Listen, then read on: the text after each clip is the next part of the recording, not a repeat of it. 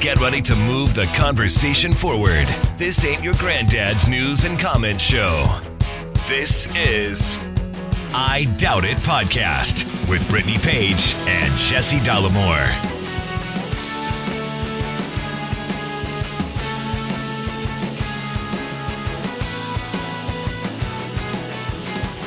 Welcome to the show, everybody. Episode 867 of I Doubt It Podcast.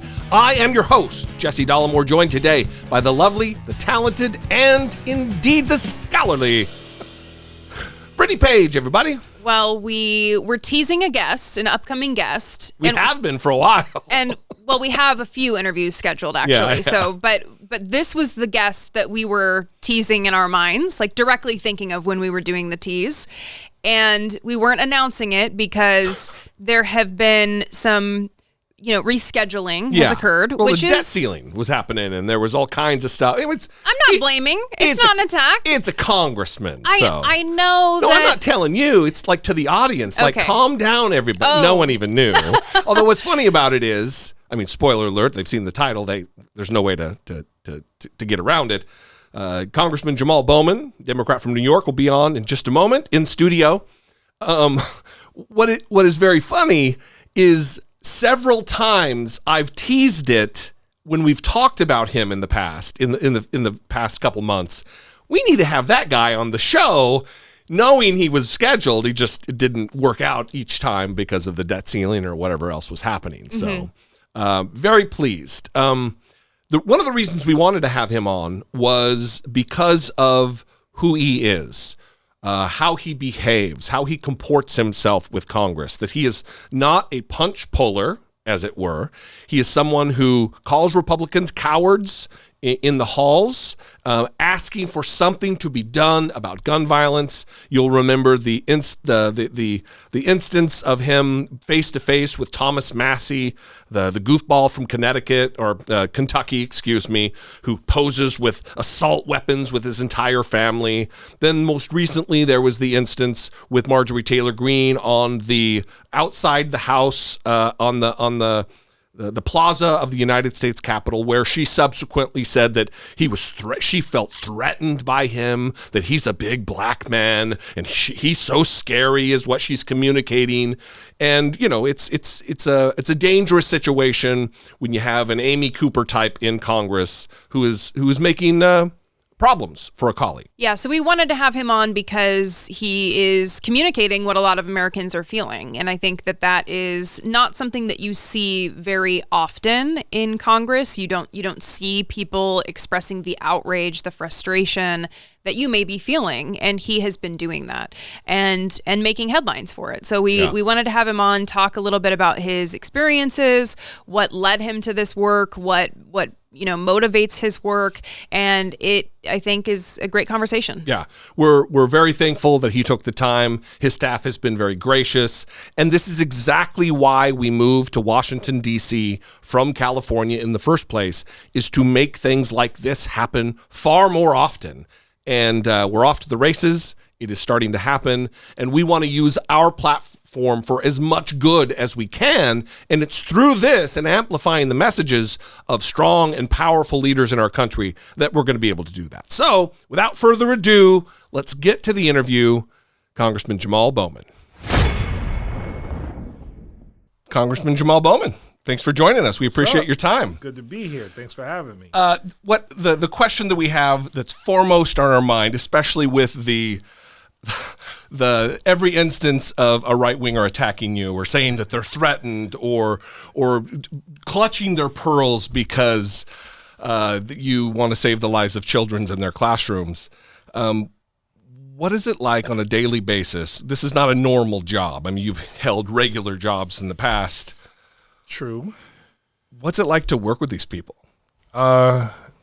It's pretty crazy. But I don't know. It's kind of exciting. Also at the same time, to be a member of Congress, to have a platform where you get to engage people in conversation and dialogue about a variety of issues, where when you bring attention to an issue, people are more likely to pay attention to it. That's pretty exciting and pretty inspiring. So I'm really grateful for that. I used to be a middle school principal, man, so that job was kind of, that might have been a bit crazier than this, but, those were middle school kids, so you expect that from them. That's where the true danger is dealing with kids. Danger is, absolutely. And God forbid you lose a kid or a kid gets hurt or worse. That was like my worst nightmare every day working in schools. But here, what's interesting here is, you clearly see how like money and lobbyists influence my colleagues and the decisions that they make.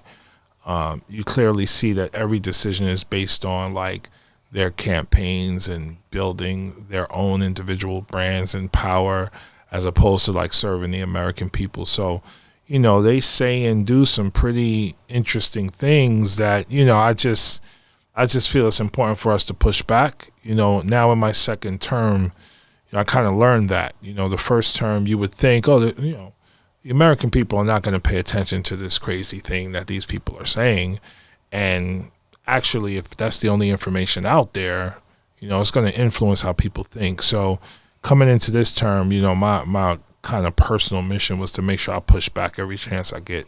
Was the lobbying and some of the, you're prepared when you come in, like you have an idea what it's going to be like. Was it about the same or like, oh, holy shit, this is even worse than I thought it was? Yeah, I don't take corporate PAC money, and I never did and never will, and so that's why you're sitting here. So I didn't really meet with lobbyists my first term at all. The word itself was kind of icky to me. Like what's a lobbyist? Like what is that? And it's people lobbying on behalf of corporations to do things that corporations want them to do.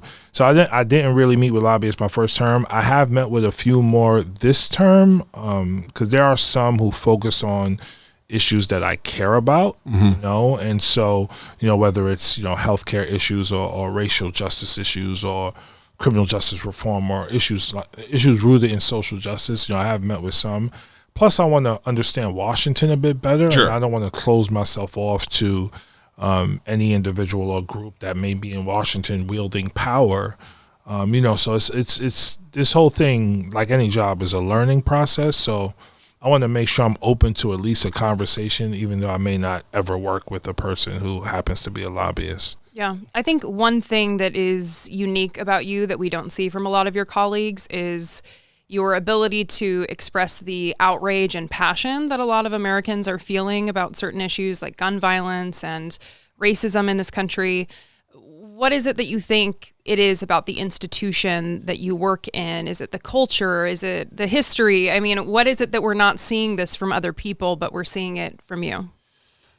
That's a very good question. And I don't know if it's just from me. If you look at the last 4 years or so, 3 or 4 years, when AOC first came in, she occupied Pelosi's office with the Sunrise Movement, when they were about to end the moratorium on rent, last year or the year before, Cori Bush occupied the steps of the Capitol, and when Rashida first came in, she told the country we need to impeach the mother effer Trump, and Ilhan has had her share of viral, right? I think that's just, when you have new voices who are working class and really rooted in what people are struggling with, I think that's just how it goes. And I think it's just my turn, I guess, and it kind of happened.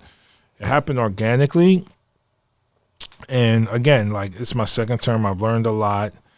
But, like, listen, kids are being shot and killed in my district, every other week. It seems like another teenager is shot and killed, and so, I've looked into the eyes of mothers who have lost sons, a couple days before that, that impacts you. And then, I have my own trauma with gun violence, just focusing on that term for a moment. I've been in fights that led to shootouts where I was right there. I have best friends who, came to my house right after their brothers were killed. I had a good friend's sister and her 8-month-old baby who was killed. This is like my entire life. Mm-hmm. So it's my responsibility to communicate that to my colleagues and to the press in the way that I feel it should be communicated. You know, I'm not gonna censor myself or try to follow some aspect of decorum when 9-year-olds and 6-year-olds and babies are being killed with assault rifles. Right. It seems to me it would be pretty hard to follow some arcane system of decorum and my good friend across the aisle bullshit when there's literal white nationalists, avowed Christian nationalists among members of Congress. So some of these, it just seems, it's refreshing to see you, telling Republicans a lot of the same shit that I say all the time. They're cowards. If you're not tackling the issues that are leading to the deaths of dozens and dozens and dozens, piles of dead kids, then you are a coward. It's not a derision. It's not a pejorative. It's fact. Yeah, I mean, what are we doing here? 3 days after I was sworn in, there was an insurrection. There was an attack on the U.S. Capitol by white nationalists. Fast forward to this year, you have a Uvalde shooting. You have last year Uvalde, and this year the shooting at the Christian school where the 3 9-year-olds were killed and 3 60-year-old people around, and then people in their 60s were also killed. And then again, we have an affordable housing crisis in this country. And you have people who are dying because they don't have health care, and you got all of these issues. And we come in and out with our nice suits and engage in all this, my good friend on the other side of the aisle, decorum. And the Senate doesn't do shit because of the filibuster. And even if we wanted to get rid of the filibuster, we have Democrats on that side who won't let us do it. Mm-hmm. And we have wealth inequality, and you have on and on and on. You got issues that it's our job to address, and we're not addressing any of them. Where's the disconnect between you witness the carnage, the death of children, the climate change catastrophes daily? I mean, daily we're now. I mean, the insurance companies won't even insure new homeowners in California, and that's going to be spreading to Texas and other places. Yeah. Where's the disconnect with, and I'm not expecting you to speak for Republicans. Who the fuck wants to do that? I can speak a little bit. Because Democrats do it too. That's the problem. What's the disconnect, though, of seeing the literal carnage and sitting on your hands? I mean, we know there's some craven political operators out there like Ted Cruz and Marjorie Taylor Greene and Lauren Boebert and Paul Gosar and Matt Gaetz, and the list goes on and on and on. Yeah. But they're still human beings. I mean, the short answer is big money in politics. I mean, when you talk about the powerful fossil fuel lobby, the powerful pharmaceutical lobby, the NRA, which is still powerful even though it's been weakened, when you talk about white supremacy as a mindset, an ideology, a way of life, and being part of the infrastructure of Congress and how we do our business, that's all still in play. At the same time, you have people like me and others who happen to be people of color pushing back against all of that. So we're an existential threat to a Republican Party and some corporate Democrats who have been benefiting from this status quo for so long. And now you got new members who are working class, who have tons of student debt, who have bad credit scores, who are regular people in Congress saying this is bullshit and this needs to change. I mean, if we take big money out of politics, can Republicans and some corporate Dems ever win an election again just on their ideas, just on their relationship with their community? I mean, that answer is probably going to be very difficult. If we debate, what polling says and what research says and debate the issues, can they win an election? No, so they got to suppress the vote. Yeah. Right? Can they, if women continue to be a part, show their voices in the political process and be loud and push back, can certain men who have benefited from the suppression of the woman voice and vote win elections as it relates to women's issues or the issues that Americans care about? No. So they you overturn Roe v. Wade and you continue to attack women's rights, and you get them pissed off to the point where they either join you or stay home. And that's what happens, not just with women, but all marginalized people, people of color and, black people, immigrants. That's what happens. We either stay home because it's too much, or we're like, they got a point, and we join them. That's what Republicans are hoping for, because they can't win on anything else. Do you see a sea change? Do you see, obviously we see Maxwell Frost, individuals like this who are younger, who are animated and motivated to run for office. Yeah. Are you seeing younger people coming to you like, hey, how'd you do it? Yes, I do see it, and I do feel that, but it's tenuous. It can go either way on any given day. The fact that I'm sitting here talking to you is a miracle in that way. Tell me about it. I never ran for any office in my life. Not even like, class president. Mm-hmm. I never ran for anything. And I chose to run for Congress, and I was inspired to do that because of AOC right down the street in the Bronx, because of the squad, right? So I was able to do that and beat a 31-year incumbent who was chair of the Foreign Affairs Committee, who was a very powerful person that had the backing of the entire establishment, and we were still able to win. So I tell that story all the time wherever I go, because I want people to hear it. Yeah, you should. And I want them to be inspired by it, but I want them to understand that you don't have to run for office to bring transformational change to your community. You can do a variety of things. Community organizing around the most important issues you care about, become a teacher, which I selfishly always push people to do because of my background in education. But there's so many things. I just want people to get activated and be inspired and believe in their individual and collective power to transform this country, because historically that's what has always happened. Mm-hmm. There's always been movements have pushed elected officials to do the right thing when it comes to policy. And so that's what we want. That's what I think we're in the middle of right now, and if I can even go with a timeline, President Obama, even though a lot of his policies I didn't agree with, to see a black man run for president and win, that was impactful for me and a lot of other men of color, I'm sure. But then after him, they'll see Bernie's campaign. That was really inspirational, how he, really centered economic inequality in our nation as like the central problem. That was very powerful.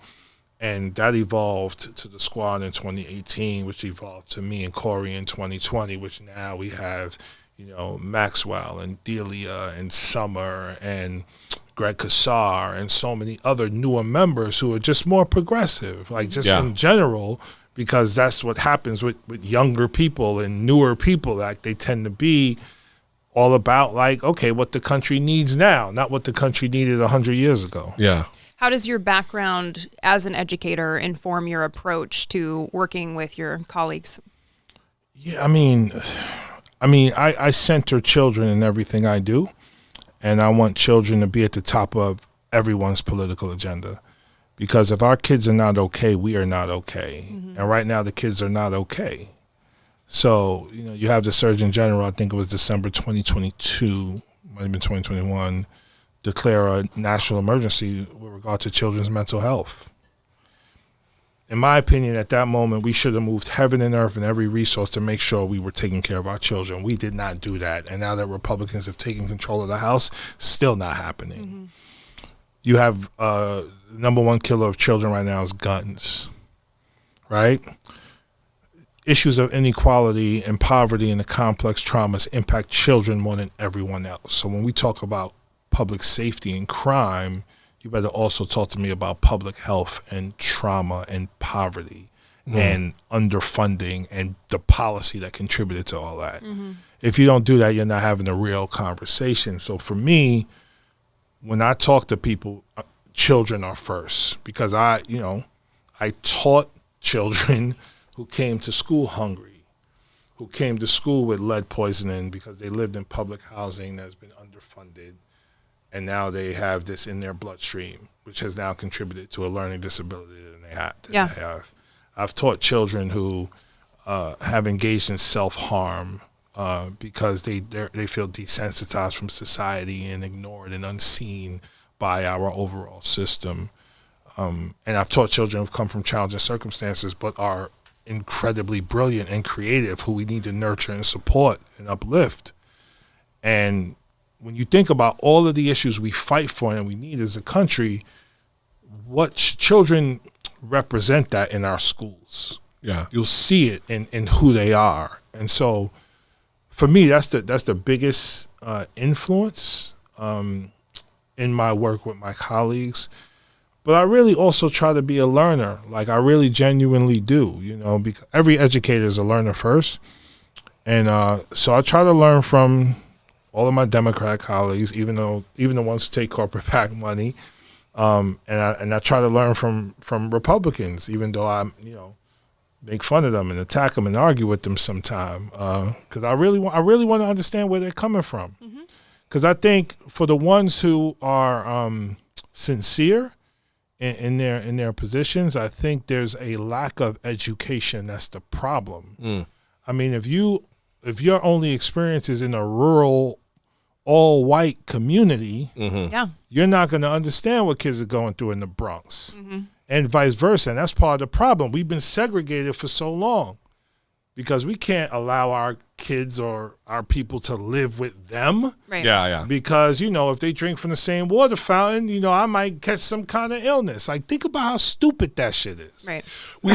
You're really speaking our language. One that, we love foul language, not that shit. But Brittany is a clinical psychotherapist by training, by education. We both grew up super poor. We also grew up in dramatically white environments, and what you're saying rings so true that if not for me joining the Marine Corps and being exposed to a bunch of different people and different ways of life and having different experiences, it fundamentally changed me. And I think it's one of the things that's missing with education today, and it's the battle that's being fought against teaching the history of our country. People want to call it Black history, but it's the history of America. Absolutely. And we're glad to see that you're championing that with Cory Booker too. And not just segregated schools, but segregated communities. We don't live together. Yeah. Right. And that's a major problem. Now, on the other side of that, you have Black and brown kids in urban communities who have never gone to school with white people, and if they don't go to a majority white college, they never will. Right. So they'll just stay stuck in the ghetto with no exits, as Nas said in one of his songs. But in addition to that segregation and not being in touch in relation or community with each other, you have the explicit and implicit colonized training of the mind that leads Black kids to believe that white people are superior and I am inferior because I am Black. And this is something that is taught in school curriculum, explicitly and implicitly. Like, if you don't see yourself in the curriculum at all, then you ask yourself subconsciously, what is my value?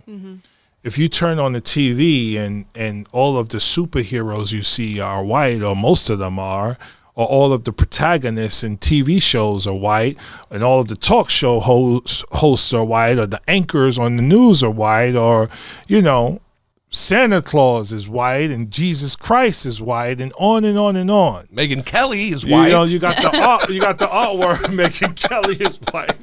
It's hilarious. You got the artwork in the Sistine Chapel, I believe, where you got, I think, Adam touching God. Yeah, right. It's all these white people. Right. Damn, God is white, Jesus is white, Santa is white, Captain America is white. What the fuck? Like, yeah. I'm Black. Where's my story? Like, what happened to my history, right? So when we talk about the accurate teaching of history and humanity, that's what we're talking about. And that's exactly what they're pushing back against. Looking to not only not have that history taught in schools, but to ban books that are already in schools where it was being taught. Do you think that they view this as like a long-term objective, the fight? So if we can dumb down the education system where white children don't know about, even the basics like slavery, but also convict leasing and redlining and some of the horrors that have been visited upon the Black community in this country by white people, is it a long-term thing, or are they just benefiting from the short-term gains that they think they're going to make, and then maybe the long-term Well, thing it's will work already out? happening. So we had the enslavement of Africans. We've had Jim Crow, redlining, the black codes, the KKK, housing, racism, in terms of black houses appraisals versus white. Yeah. All that is happening right now in real time. The education system has been the cognitive colonizing arm of white supremacy. So everything you just said is already happening. Mm-hmm. So you'll have white people go to all white schools and are exceptional in those schools and go on to be exceptional in college and go on to get an exceptional job. And then at some point along the line, they may engage with people of color and they realize, holy shit, like I missed out on this whole other aspect of life and reality and society. And I'm like ignorant when it comes to all of that. And so now they're in their 20s or 30s or 40s, and now they're having to relearn and re-understand and go through this sort of cognitive and spiritual dissonance within them as they try to become better people to build a better country for everyone. So it's what you described, it's already happening. The pushback is so aggressive now because people are saying that's bullshit. Like, we have to stop that. Because it's not just harmful for people of color, it's harmful for all of us. Mm-hmm. It's harmful for our collective humanity. And so, it needs to stop. So now they're doubling down. The election was stolen. Come here on January 6th. We got to ban these damn books. Yeah. Right? Mr. Bowman's mannerisms are aggressive. There's an invasion of immigrants. Great replacement theory. Let's get guns and shoot up Buffalo, New York, black people. Like, we're living in it. Yeah, we are, for sure. Like, this is real time. I know you mentioned AOC, and she has been open about her frustrations when she got to Congress and just seeing how things worked and maybe how she wasn't able to do what she wanted to do there. As an outsider, she could imagine what she could get done. And then once she was in there, it was different. How do you kind of stand against the frustration that brings, or maybe the disillusionment in your job? I mean, how do you keep going with that frustration of maybe not being able to achieve what you want to achieve while you're there?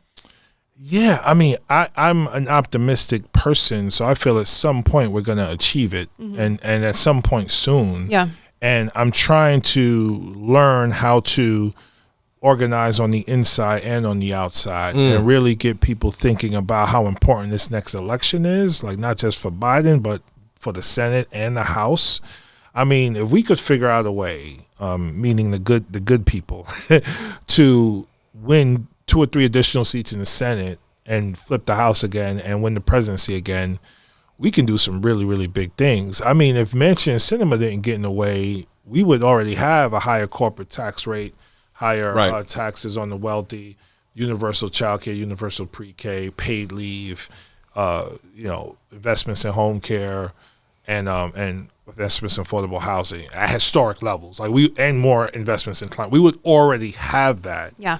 If we had the right people in the Senate. So we were close, we got some of the stuff back with the IRA, which is great, but we were close to doing something. Biden would have, we would have to put him on Mount Rushmore, like with the other 4, if we'd have got that stuff done. Yeah. So I'm always like, damn, we're right there. And then again, my inspiration is also I'm here. So if someone like me is here, that means oh snap, we could do other stuff, because again, my friends, they did 20 years in prison, died from gun violence, I made it through. Thank God for my mom and luck, you know what I'm saying? So, yes. but if I'm here and if Corey's here and others are here, that means more can come. And that means we can do big things at the state level, county level, because there's a paradigm shift happening right now. Politics as usual is obsolete. This is a new politics. This is a a new America, a new American revolution that is one of conscience and humanity, that really can be, again, transformational for everyone. And I believe that we're close to that. It seems like that statement about it's not politics as usual is unfortunately also right on the other side, though. I mean, you've got your Marjorie Taylor Greenes and your Lauren. I might go through the list again, but I could argue that's usual, though. You know, it was like it had subsided, I guess, or simmering under the surface for a while, and then Trump unlocked it. Yeah, and gave it permission to be the most be who you worthless.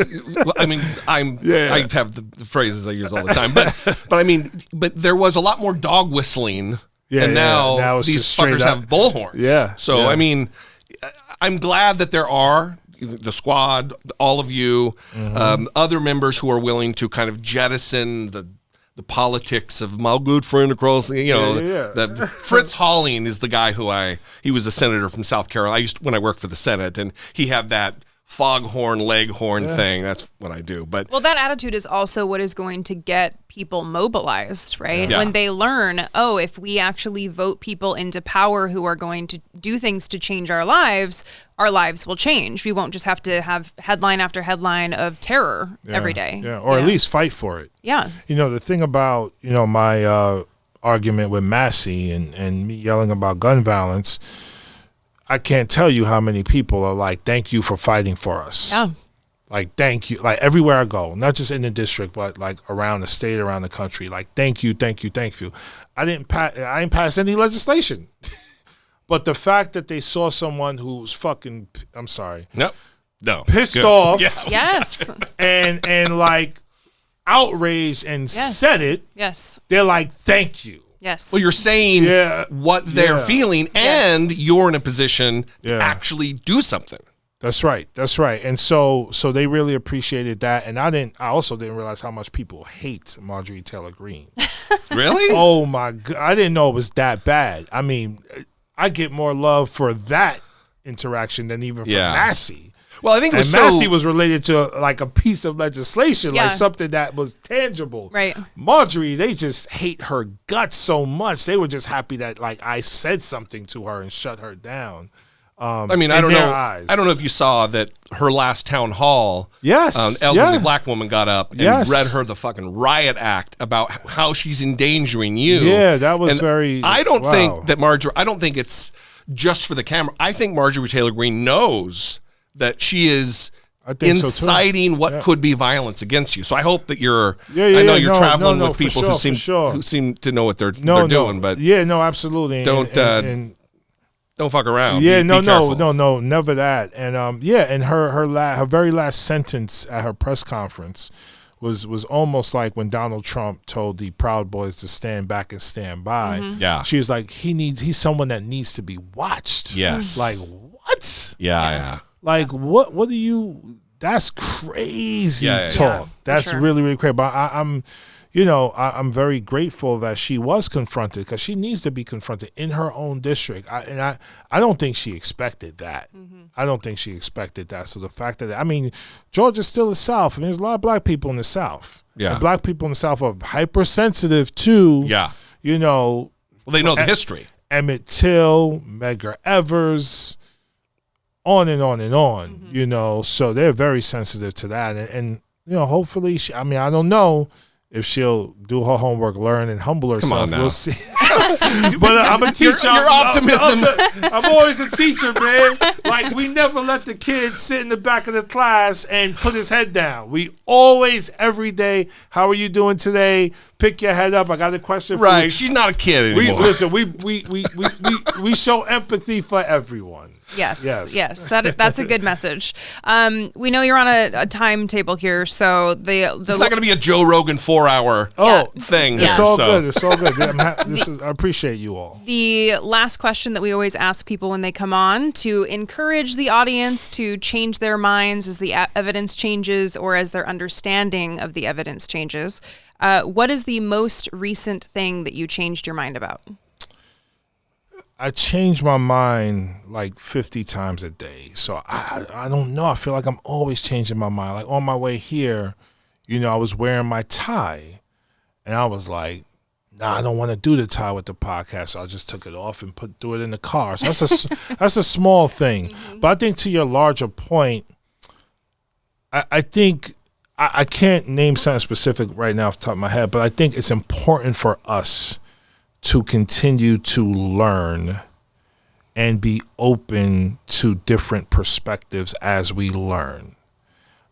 Because if you're just digging your heels in on the position you had on something and to the point where it leads you to ignoring new credible information, that's harmful to you, your family, your community, and our country. And so we have to be willing to learn and grow in general, especially in this information age with so much information, so much disinformation and misinformation and lies and lack of credible resources and trending topics and hate. And we got to be critical thinkers. So for me, that question just encourages us to be critical thinkers. And I try to be, as much as I can, but I can't think of anything off the top of my head other than the tie decision. Well, I mean, might be, your inability to answer it is a testament to that you really do put it in practice, that it happens so often that it's not like,